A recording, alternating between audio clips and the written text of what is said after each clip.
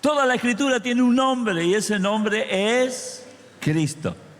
Vamos a caminar con la gracia de Dios y su favor en 4 temas. Hoy vamos a tratar de ver a Cristo en Génesis. El domingo que viene vamos a ver a Cristo en las profecías. Después estaríamos viendo a Cristo también en los Salmos. Y por último, a Cristo en los Evangelios y en las epístolas. ¿Qué te parece si abrís tu Biblia en el libro de San Juan, capítulo 5, versículo 39? San Juan, capítulo 5, versículo 39 de la palabra de Dios. En el contexto, Jesús habla a un grupo de estudiosos de las Escrituras, a unos escribas, a unos maestros de la ley, y él mira lo que le dice.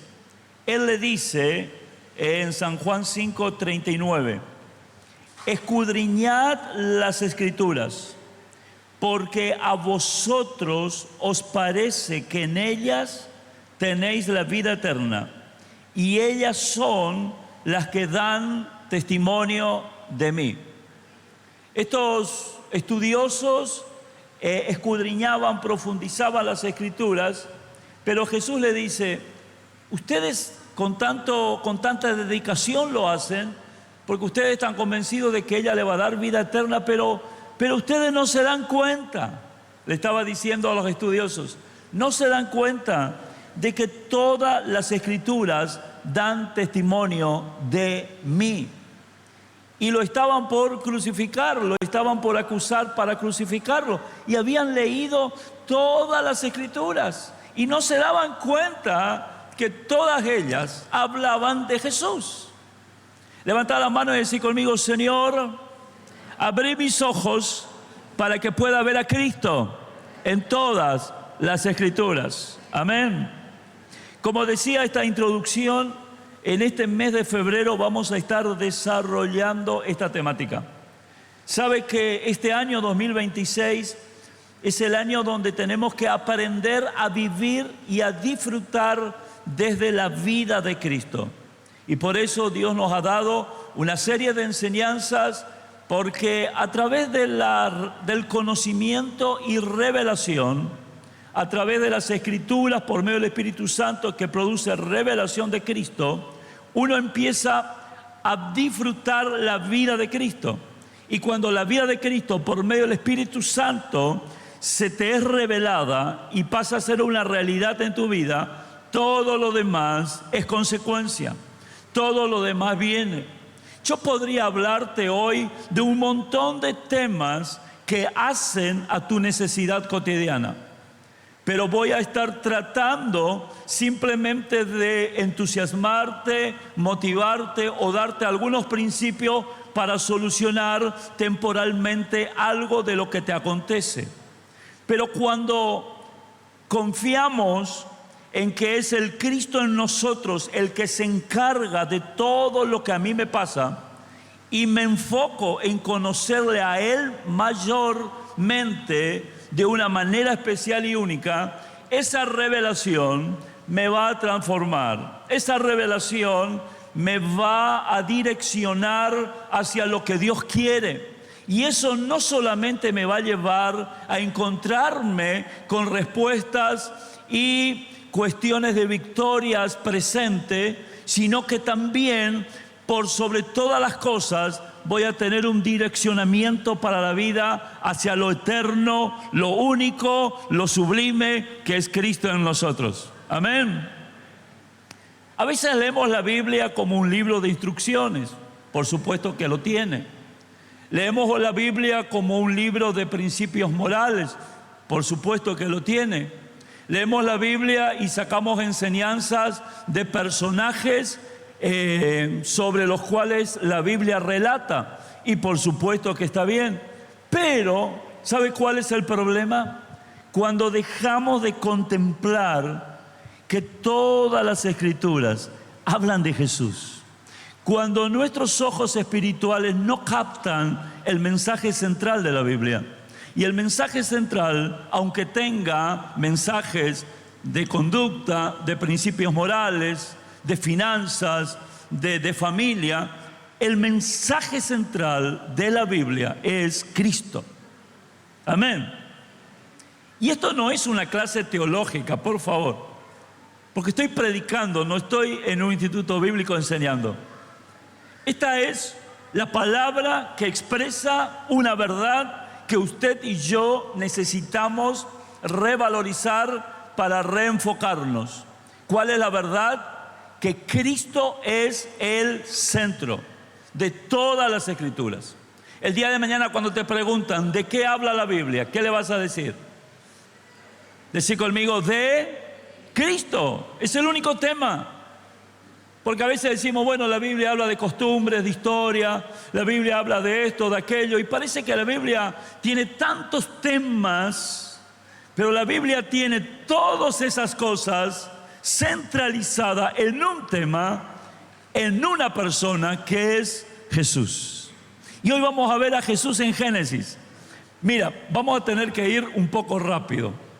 No sé si te gusta la velocidad cuando subís a un auto, pero en este recorrido que vamos a hacer hoy, mira, tengo unos 25 minutos, vamos a tener que ir un poquito rápido. ¿Me van a acompañar? ¿Me prometen que no me van a dejar solo en este trayecto? ¿Se fue el pastor y ustedes quedaron perdidos? ¿Me van a seguir? A ver, levantamos la mano y decimos conmigo: Espíritu Santo, dame de tu gracia para ver a Cristo por medio de Génesis. Amén. Dale un fuerte aplauso al Señor. Gloria a Dios. ¿Cómo comienza el libro de Génesis? El libro de Génesis comienza en el capítulo 1, versículo 1. En el principio creó Dios. Y una de las cosas que tenemos que resaltar en esta mañana, que Cristo aparece en el Génesis como el creador y como la misma vida. Este es el momento donde toda la iglesia tiene que decir: wow. Mira, escúcheme esto. En Génesis, al principio, cuando se expresan los primeros versículos de lo que hoy conocemos como Génesis, capítulo 1, aparece Cristo, escondido ahí, en un tipo, en una sombra, en un anunciamiento. Aparece como el creador y como la misma vida. Génesis dice así: en el principio creó Dios los cielos y la tierra. Pero ¿qué dice Juan? Escuche esto. Juan capítulo 1, versículo 1 al 3 dice: en el principio también. En el principio. En el principio era el Verbo. Y el Verbo era Dios. Era con Dios y el Verbo era Dios. Está hablando de Jesús. Y está hablando del Verbo. Decí conmigo: palabra. Decí conmigo: palabra. Jesús es la palabra viviente, viva. Cuando Hebreos dice que la palabra es viva y eficaz y más penetrante que espada de doble filo, está hablando de Cristo. Y no solamente de las Escrituras, porque las Escrituras revelan al Verbo, la palabra viva. Y acá está diciendo Juan: en el principio era el Verbo, o sea, Cristo. Y el Verbo, o sea, Cristo, era con Dios. Y el Verbo, o sea, Cristo, era Dios. Este era en el principio con Dios. Versículo 3. Todas las cosas por Él fueron hechas. Y sin Él, ¿de quién está hablando? De Cristo. Sin Él, nada de lo que había sido hecho fue hecho. Cuando Dios dice, la Biblia dice: en el principio creó Dios los cielos y la tierra, el agente que usó Dios para crear fue la palabra. Y esa palabra es el Cristo creador. Mira, antes de que Cristo se haya hecho hombre y habitó entre nosotros, conociéndolo como Jesús, Él se había hecho palabra creadora en el Génesis y después se hizo hombre. Él primero se hizo verbo y después se hizo hombre. Él es la palabra que da vida. Mira lo que dice Colosenses capítulo 1 versículo 16. Porque en Él, hablando de Cristo, en Él fueron creadas todas las cosas, las que hay en los cielos y las que hay en la tierra, visibles e invisibles, sean tronos, sean dominios, sean principados, sean potestades. Escuche esto, todo fue creado por medio de Él y para Él. Levanta la mano y decir conmigo, Génesis comienza con la vida y la vida es Cristo. Dale un fuerte aplauso al Señor. Tremendo.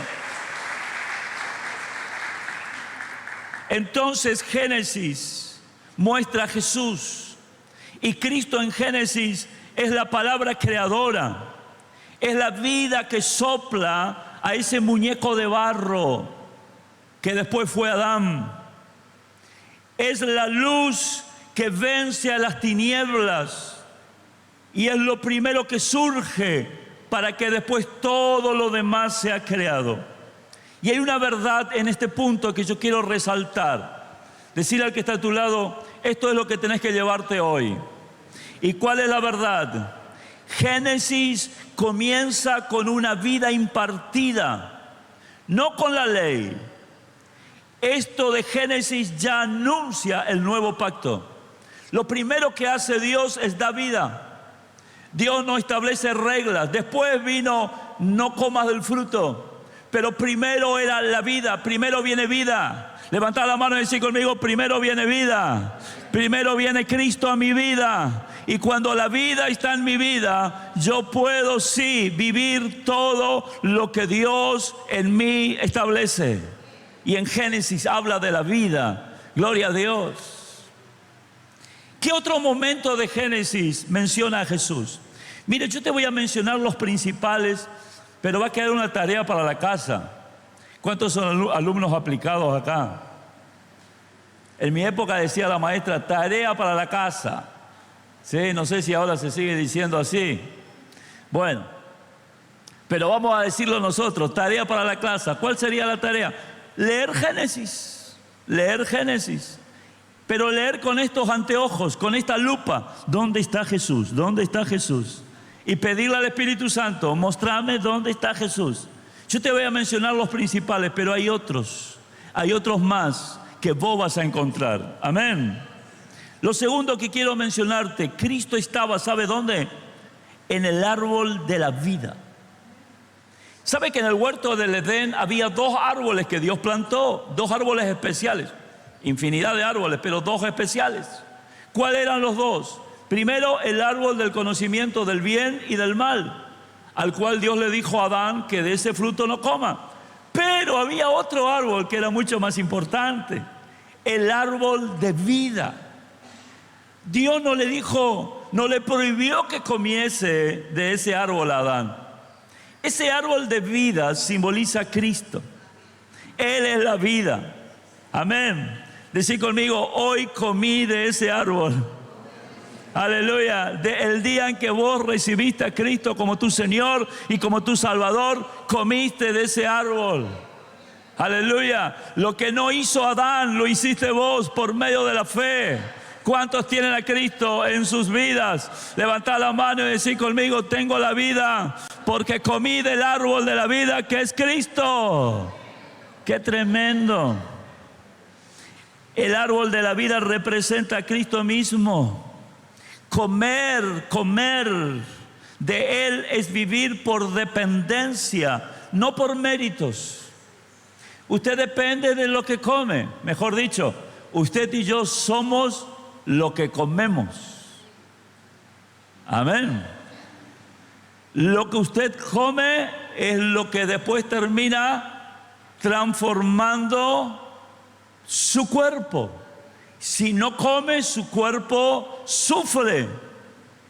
Y por falta de comida y de líquidos, un cuerpo puede morir. Y acá está diciendo de que comer a Cristo hoy Él, simbolizado por el árbol de la vida de Génesis, es vivir una vida de dependencia. Yo dependo del Señor. Yo dependo de comer a Cristo. Dependo de Él. Amén. No es por mis esfuerzos, es por dependencia.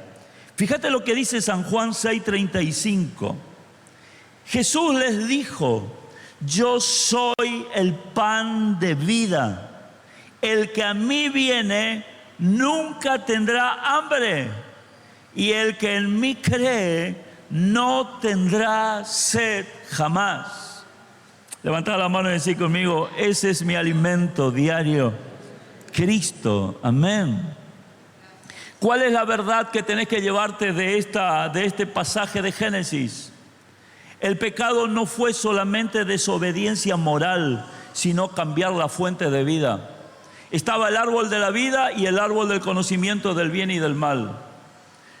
Ellos tenían una vida en comunión con el Padre, pero decidieron vivir una vida sobre la base de su conocimiento de lo que está bien y de lo que está mal, y comieron de ese fruto. El pecado fue cambiar la fuente de vida. Despreciaron a Dios, no se acercaron al árbol de la vida, pero sí comieron de lo que Dios había prohibido. Hermanos, el nuevo pacto restaura el acceso al árbol de la vida, que es Cristo en nosotros. Aleluya. Hoy podemos ir y comer de Cristo. ¿Cómo usted come de Cristo? Usted come de Cristo primero cuando lo recibe como Señor y Salvador. ¿Lo ha recibido? Tiene al Espíritu Santo, usted ya ha comido a Cristo, pero veo que no nos sustentamos con el alimento de la semana pasada. La semana pasada pudiste comer un rico y poderoso asado, pero ¿sabe qué? Hoy tenés que volver a comer, aunque sea sopa, tenés que volver a comer. ¿Sabe por qué? Porque los alimentos del pasado no me sustentan hoy.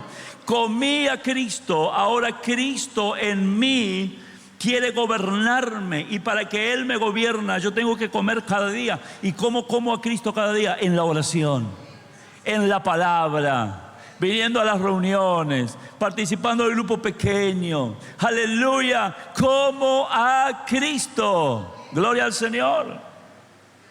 Vamos al tercer punto. ¿Van conmigo? ¿Nadie se bajó del auto? ¿Me van siguiendo? Amén. Cristo en Génesis aparece como la simiente prometida. Mira lo que dice Génesis capítulo 3, versículo 15. Y pondré enemistad entre ti y la mujer. ¿A quién le estaba hablando? A la serpiente, al diablo. Dios le estaba diciendo: va a haber una enemistad entre vos y la mujer. Ella le engañó a la mujer, ahora Dios le dice: va a haber una enemistad entre vos y la mujer. Fíjese lo que dice el texto. Y entre tu simiente, lo que simbolizaba la serpiente, el mismo diablo, y entre tu simiente, y dice el texto, y la simiente suya, está hablando de la simiente de la mujer, esta te herirá en la cabeza. La simiente de la mujer le va a herir en la cabeza, y la simiente de la serpiente en el calcañar. ¿Sabe, amados? Ahí aparece la primer profecía de Jesús. Simiente significa descendencia. Significa lo que estaba en la mujer de alguna manera y que un día iba a salir. Y de la descendencia de Eva por años aparece María. Y por obra y gracia del Espíritu Santo, Dios usa a María para que sea el vehículo físico para la encarnación de Jesús. Y aparece Jesús. Jesús es esa simiente de mujer profetizada en Génesis. Y se encuentra en el gran conflicto que marcó tu victoria y mi victoria, la crucifixión. Primero en el Getsemaní, donde la simiente de la mujer Jesús dice: no se haga mi voluntad, sino la tuya. Y después fue a la cruz. Y cuando Él muere en la cruz y resucita al tercer día, se cumple esta palabra. Dice que la simiente de la serpiente le iba a dar un mordiscón en el talón. ¿Sabe cuándo pasó eso? Todo el sufrimiento que tuvo que vivir Jesús y su muerte estaba anunciado en forma metafórica con esa expresión: te va a herir en el calcañar. Pero después hay una palabra de victoria, o mejor dicho, antes en el texto: ella, por la simiente de la mujer, te va a herir en la cabeza. Y sabe que cuando usted a una víbora le da un golpe en la cabeza, el golpe es mortal. El golpe es de una vez y para siempre. ¿Y sabe cuándo se cumplió eso? Cuando Jesús fue crucificado y resucitó. Él le dio con un mazazo al diablo en la cabeza para siempre. Y esa palabra profética Dios lo estableció, ¿dónde? En el Génesis. Amados, en medio de la derrota de la capacidad humana, cuando Adán había fallado, Dios ya estaba anunciando que el remedio, que la sanidad, que el camino no sería más esfuerzo humano, sino sería la obra de Cristo en la cruz como una victoria total sobre todo principado, poder y autoridad. Amén. ¿Cuál es la verdad que usted tiene que tener y salir en esta mañana de este lugar? Que desde Génesis la salvación no fue un plan B, sino que la salvación por medio de Cristo era el plan eterno. Porque algunos creen que, bueno, falló Adán y Dios dijo: ¿y ahora qué hago? Bueno, ahora vamos a hacer esto y aquello. No, el plan eterno de salvación fue Cristo. Aleluya, decí conmigo: en la eternidad Dios me proveyó a Cristo para que yo sea salvo. Qué tremendo. Dale otro aplauso al Señor. Amén. ¿Sabe que en Génesis también aparecen varios sacrificios y empiezan los sacrificios de animales? Cristo está representado en esos sacrificios. En ese entonces como algo transitorio, en Cristo como el sacrificio permanente. ¿Quién fue el primero que hizo un sacrificio en Génesis? ¿Cómo se llamaba la persona, el ser que hizo el primer sacrificio en Génesis? ¿Sabe quién era? El mismo Dios. Mira lo que dice la Biblia en Génesis 3:21. Y Dios hizo al hombre y a su mujer túnicas de pieles y los vistió. Para hacer túnicas de pieles hubo un animal que tuvo que morir. Y en la ropa que Dios le dio al hombre que había pecado, había un tipo, había una figura que anunciaba a Cristo. Él cubrió la desnudez de Adán con túnicas de animales que fueron sacrificados. Pero ahí Génesis estaba anunciando que un día llegaría el Cordero de Dios a este mundo para morir en una cruz. Y hoy usted y yo somos justificados, somos cubiertos en santidad. A pesar de todos los pecados cometidos, a través del arrepentimiento, pero somos cubiertos por la justicia de Cristo, el Cordero que fue inmolado para que nosotros tengamos justificación, salvación y redención. Tremendo. En Abel y Caín, usted se preguntó por qué Dios aceptó la ofrenda de Abel y no de la de Caín. Caín no ofreció verduras de segunda categoría.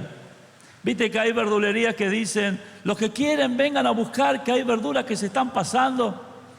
Y bueno, y hay gente que va y busca y el tomate y lo hace la salsa de tomate, pero esas verduras se están pasando, son verduras de segunda categoría. Caín no ofreció a Dios verduras de segunda categoría. ¿Pero por qué Dios no lo aceptó? ¿Por qué Dios no aceptó la ofrenda de Caín? ¿Sabe por qué? Porque no tipificaba a Cristo. Y la ofrenda de Abel sí, porque había derramamiento de sangre. Abel estaba ofreciendo una ofrenda donde estaba escondido Cristo, en simbología y en significado. Gloria al Señor. ¿Cuál es la verdad que usted tiene que sacar de esta situación de Génesis? Que Cristo aparece ya en Génesis, escuche, como el Cordero aceptado, como el único camino de acceso por gracia, no por obras. Por eso la ofrenda de Abel fue agradable a los ojos de Dios y no la de Caín. Nosotros nos mandamos cada verdura que Dios no acepta. Levantar la mano y decir conmigo: en mi vida y desde mi vida soy aceptado por el Padre solo por la ofrenda de su amado Hijo en la cruz. Yo, si fuera usted, aplaudiría, me gozaría. Aleluya. Amén. Después hay otro momento en Génesis que aparece. ¿Me siguen en el recorrido? Estamos yendo por Génesis a través de postas. Bueno, estoy por contar algo, pero no, lo reservo para después. Porque estaba por hablar de River, no voy a hablar después, no. Cuando fui a visitar el museo de River, había postas, ¿viste? Vos entrabas y mirabas. Bueno, este viaje tenés que ir así, por postas. Estuvimos recién con Abel y Caín. Ahora, ¿sabe con quién vamos a estar? Vamos a estar con Noé. Decirle al que está a tu lado, cuidado con la rampa, vamos a entrar en el arca. Vamos a estar con Noé y su familia. ¿Qué simboliza el arca de Noé? ¿Dónde está Cristo ahí? Cristo en Noé y en el arca. ¿Ustedes vieron de que esa arca no tenía timón? Tenía una puerta que una vez que Dios cerró, nadie la pudo abrir. No había timón. Esa arca no estaba conducida por alguien humano. Esa arca no tenía una dirección por cuestiones y mapas de la cartografía terrenal. ¿Qué simboliza el arca? El arca era un medio nada más para salvación. Todos los que entraron ahí fueron salvos. ¿A dónde vamos? No sé, pero me salvo, decían todos. ¿Sí, a dónde vamos? No, acá es sobrevivir, no es ir a algún lugar. El arca fue preparada por Dios. Y para entrar en el arca había que creer. ¿Usted se acuerda del contexto de lo que fue el arca? Noé no construyó el arca a la orilla del mar. Noé construyó el arca en una zona mediterránea. Y Noé dijo: va a llover. Y hasta ese momento nunca había llovido sobre la tierra. Todos le tomaron a Noé como loco. Pero Noé creyó. Decí conmigo: creyó. Y su familia creyeron. Y por haber creído fueron los únicos que entraron en la barca. Antes tuvieron que construir esa barca, tremenda barca. Y porque creyeron salvaron a todos los animales. Así que el arca era un lugar de salvación, era un lugar preparado por Dios, dirigido por Dios, sin timón humano. Era un arca, era un lugar donde se entraba por creer y para descansar. Por supuesto que Noé tuvo que alimentar esos animales, pero todo estaba provisto. Ya habían recogido el alimento. Levantad la mano y decid conmigo: en Cristo está todo provisto. Amén. ¿Cuál es la verdad que tenemos que sacar de este pasaje de Noé y el arca? Cristo es nuestra arca. Amados, en Él tenés salvación. Pase lo que pase, exista la lluvia espiritual de problemas terribles y grandes. Aleluya, estamos en la barca que es Jesús. Tenemos salvación. Tenemos vida eterna. Nadie nos podrá separar del amor de Dios que es en Cristo Jesús, Señor nuestro. Aleluya. No escapamos del juicio por ser buenos, sino por creer en Él. Había gente buena que murió ahogado en el diluvio, bueno en obra, bueno en su esfuerzo, pero no creyeron en lo que ellos llamaban la locura de Noé. Hoy dicen que tú y yo estamos locos por creer en Cristo, ¿sí o no? Por creer que Él vendrá a buscarnos, por saber que Él vive en nosotros y que en Él estamos completos, por creer y saber que vos y yo somos unos en Él y que la iglesia es su cuerpo aquí en la tierra. Por todo esto la gente cree que vos y yo estamos locos, pero nosotros estamos en el arca seguro de la eternidad, que es Cristo. ¡Aleluya! Romanos 8:1 dice: ninguna condenación hay a los que están en Cristo Jesús. Noé y su familia no tuvieron ninguna condenación una vez que entraron en la barca y fueron salvos del diluvio. Usted y yo no tenemos ninguna condenación porque estamos en Cristo. Mira al que está a tu lado y decirle: estamos en la barca, estamos en Cristo. Mire, la iglesia es como la gran barca, arca. Y usted dirá: pastor, ¿alguna similitud? ¿Hay animales? Y viste que no somos perfectos nosotros, pero estamos en el arca. Aleluya, levantad la mano una vez, porque esto es para agradecer.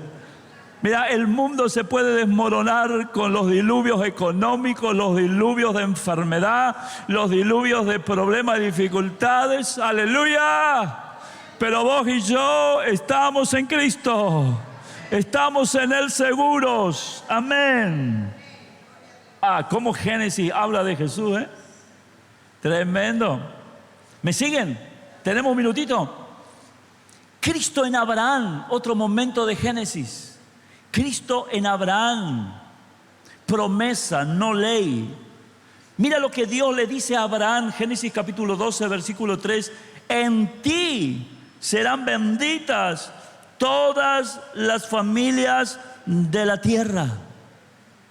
Y no estaba hablando, no le dijo a Abraham: vos vas a bendecir a toda la familia. No, le dijo: en ti. Quiere decir que adentro de Abraham estaba. Aleluya. Yo hasta el año 66 estuve adentro de mi viejo, de mi papá. Después salí un 27 de mayo y estuve adentro de mi papá, y después estuve adentro de mi mamá.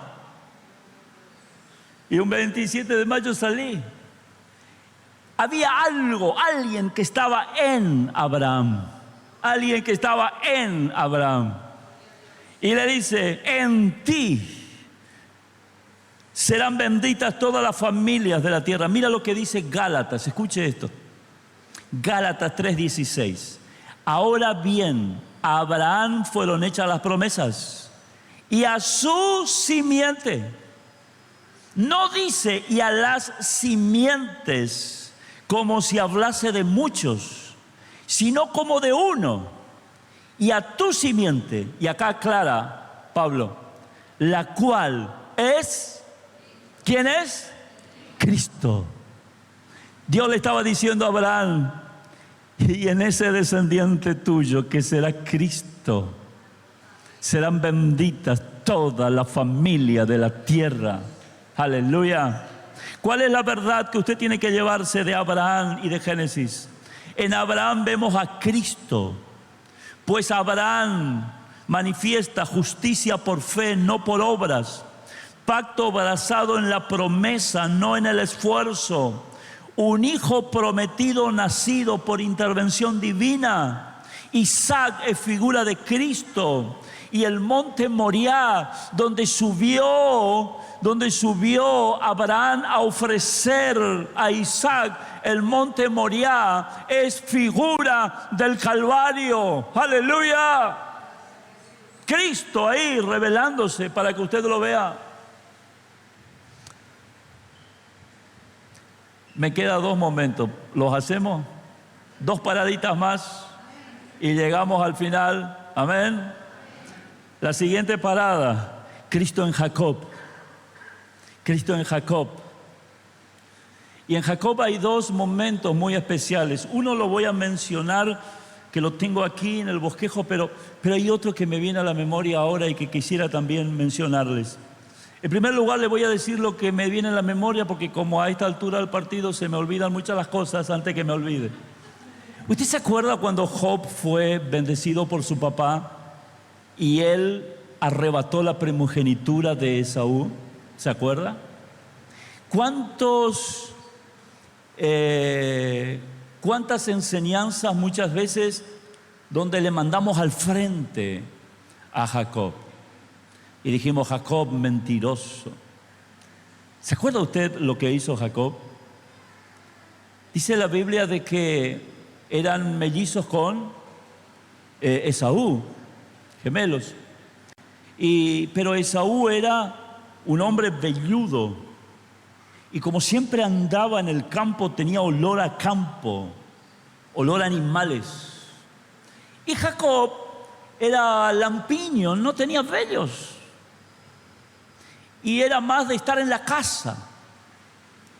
Y él quería la primogenitura. Ya cuando nació prendido del talón de Esaú. Y entonces él armó una estrategia, pero en esa estrategia había un tipo de lo que iba a ocurrir. ¿Y cuál fue la estrategia de él? Con su mamá.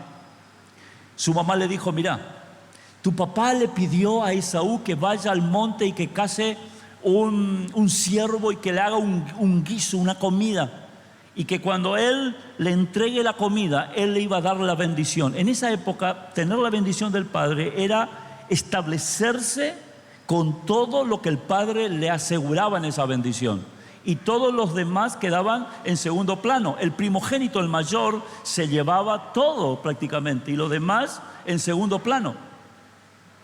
Y entonces le dice la mamá a Jacob, yo voy a preparar, vamos a matar un cabrito y yo voy a preparar la comida. Y vos te vas a envolver en pellón de oveja.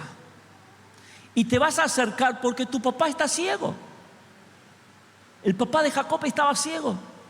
Y cuando se acerca a Isaac, cuando se acerca con la comida hecha, el padre no veía, pero empieza a palpar. Y empieza a oler. Y le dice, tu voz se parece a la de Jacob, pero tu piel es la de Esaú. Y tu olor es también de Esaú. Y entonces lo bendijo. Y toda la bendición que era para el primogénito, terminó siendo ¿para quién? Para Jacob. ¿Sabe qué es lo que tenemos que rescatar y dónde aparece Cristo ahí? Cristo aparece en este tipo. Usted y yo, si nos presentábamos sin Cristo delante de Dios, nunca íbamos a ser bendecidos por Él. Pero un día el Cordero de Dios murió en la cruz del Calvario. Y usted por la fe se vistió de Cristo. A ver, levantar la mano y decir conmigo, estoy vestido de Cristo. Usted se vistió de Cristo. Y ahora vestido de Cristo, justificado por Él, en Cristo ahora nos acercamos al Padre. Y el Padre nos bendice con toda bendición espiritual en lugares celestiales en Cristo Jesús. Amén. Aleluya. Cuando tú oras, cuando yo oro, el Señor dice, la voz es de Hugo, pero yo veo a mi amado Hijo en él. Y porque mi amado Hijo lo cubre, yo te bendigo. Iglesia, es tu vida, es esta tierra, es tu familia, es tu temporalidad, pero tú estás vestido de Cristo y Cristo te ha bendecido. Aleluya, qué tremendo. Hay otro momento en Jacob, él ve una escalera, se acuesta a dormir y ve una escalera que le comunica al cielo. Y un cielo abierto y ángeles que suben y bajan por esa escalera. Y él se despierta y dice, cosa terrible es este lugar. Mira, hermanos, lo que dice Primera de Juan capítulo 1, Juan capítulo 1, versículo 51. De aquí en adelante veréis, dijo Jesús, el cielo abierto y los ángeles de Dios que suben y descienden sobre el Hijo del Hombre. Hubo un Jacob que vio en un sueño cielos abiertos, pero hoy yo te aseguro por lo que dice la palabra, tenés a Cristo. Desde Cristo hay una escalera que sube al Padre y sobre tu vida, porque desde Cristo hay cielos abiertos. No tenemos que abrir los cielos. No tenemos que orar para que los cielos se abran. Los cielos se abrieron cuando usted y yo recibimos a Cristo. Cuando usted y yo hemos nacido de nuevo. Cuando usted y yo pasamos de muerte a vida. El cielo se abrió. Y tenemos acceso directo al Padre. Amén. Y vamos al último. Decirle que está a tu lado, estamos llegando. Amén. Cristo en José. ¿Se acuerda de José? José, el hijo rechazado, pero al finalmente glorificado. José es una de esas figuras que más simbolizan a Cristo, son tipo de Cristo. Era amado por su padre. ¿Se acuerda que su papá le hizo túnicas de colores que desató la envidia de sus hermanos? José era amado de su padre. Cristo es amado por el Padre. En el ámbito de lo que son, amor es la convivencia eterna de ellos. Fue rechazado por sus hermanos. José fue rechazado por sus hermanos. La Biblia dice, a los suyos vino, hablando de Jesús, y los suyos no le recibieron. Fue rechazado por su pueblo Jesús. José fue vendido por monedas. Judas, uno de los discípulos, le vendió a Jesús por monedas. José fue humillado injustamente. Todo el periplo de vida que tuvo hasta llegar al palacio, él fue humillado, menospreciado, menoscabado. Jesucristo injustamente fue humillado. José fue exaltado y colocado en el trono de Egipto para salvar a sus hermanos. ¡Aleluya! Porque fue obediente hasta la muerte y muerte de cruz.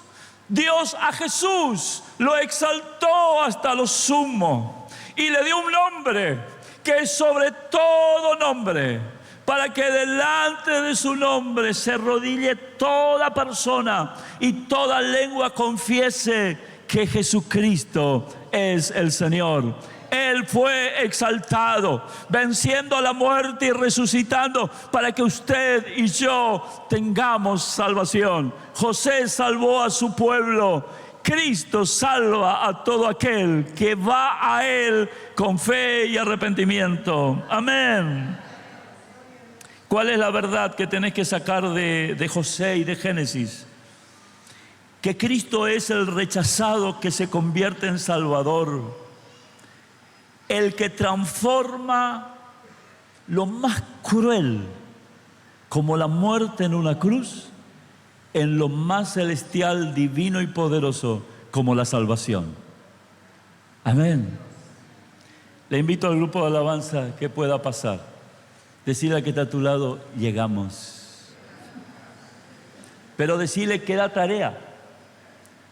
Hay otras figuras más que aparecen en Génesis. Si te voy a explicar una por una, voy a llevar mucho tiempo. Pero esa parte queda para vos, para que lo busques en tu casa. Lee Génesis, para que lo hablen en el grupo pequeño, con sus líderes. Y como conclusión final, ¿qué aprendemos de Génesis? Que Cristo es la vida original. Amén. Él es la vida original. Que Cristo es la promesa eterna. Que Cristo es el sustituto. Que Cristo es el mediador. Y que Cristo es el Salvador. Como conclusión podemos decir que Génesis no es un libro que habla de comienzo de la humanidad, tan solamente. Génesis es el libro que habla del comienzo de la revelación del ser único en esta historia, en este universo, que es Jesús. Mira lo que dice el texto en Romanos 11:36. Porque de Él por Él y para Él son todas las cosas. Y ahí usted tiene que decir, wow, qué tremendo. Ponte de pie, por favor.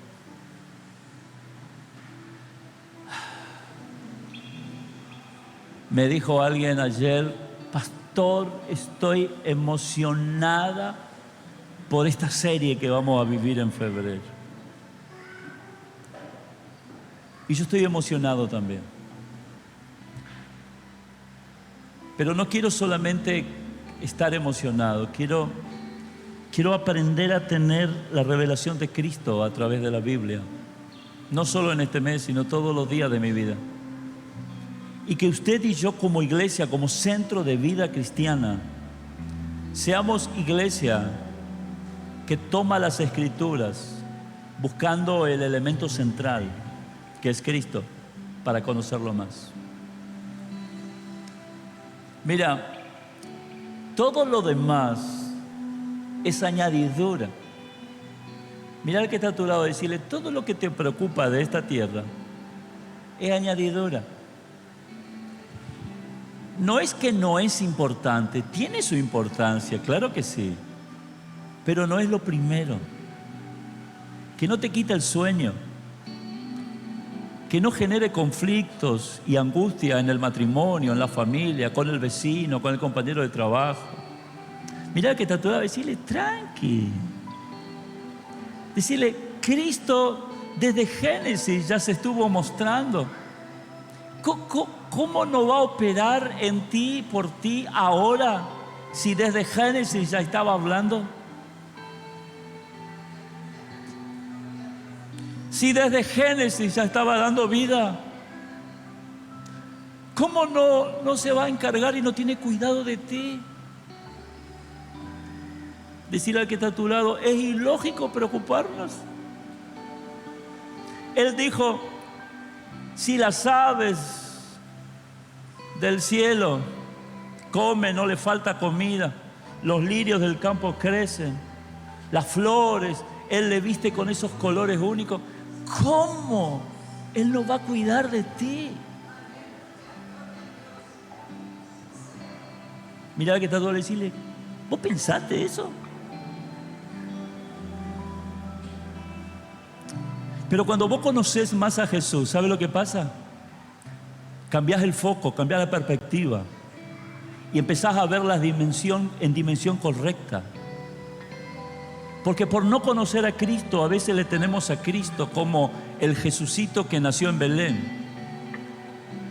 Y no le tenemos como el Cristo resucitado, que desde Génesis estaba obrando y estaba siendo revelado para que hoy usted y yo, teniéndolo a Él por medio del Espíritu, lo vivamos y lo podamos disfrutar. Y entonces cuando el conocimiento de Cristo se hace más fuerte, Él se nos revela tal cual es. Y ahí sucede lo que hizo, lo que dice Juan, caí como muerto. Aleluya. Que a partir de febrero, todos los días y todos los meses, sea de parte tuya un encontrarse con Jesús a través de las Escrituras. Y hermanos, a veces le buscamos al profeta, le buscamos al pastor, le buscamos al líder para encontrar algo que tendríamos que haberlo encontrado con el Espíritu que habita en nosotros en el secreto de nuestra habitación, de nuestra oficina, de nuestro living, del lugar donde nadie te interrumpe y vos estás con la palabra y con el Espíritu Santo que habita en ti. Después será confirmado por el pastor, será confirmado por el profeta, pero vos vas a estar fortalecido. ¿Sabe lo difícil, hermano? Es cuando hay que dar comida a la iglesia solo el domingo para que subsista la semana. Pero yo no estoy hablando de ustedes, eso es en otro lugar, porque ustedes comen a Cristo todos los días. ¿Cuántos dicen amén? Levanta la mano y decirle, Señor, quiero verte a través de la Biblia. Y Quiero tener conocimiento espiritual, Señor, a través del Espíritu. Porque todo lo que se ve fue hecho de lo que no se veía, y lo espiritual sustenta todo lo material. El conocerte a vos, a través del Espíritu tener la revelación de las dimensiones de tu persona, Señor, hará que yo viva esto temporal con solvencia, con identidad, con seguridad. Y mis ojos verán y mis manos palparán el resultado del creerte a vos, del conocerte a vos, porque todas las demás cosas vendrán por añadidura. Dile al Señor: Señor, en este mes abre mis ojos para que pueda verte a través de las Escrituras, y que a partir de este mes, todos los meses de mi vida, te siga contemplando cada día al abrir la palabra, para que el conocimiento de ti, la revelación de tu persona, genere en mí todo, Señor, lo que necesito para una vida donde primero busco el reino de Dios, y todas las demás cosas vienen por añadidura. Te damos gracias. Amén y amén. Gloria a Dios.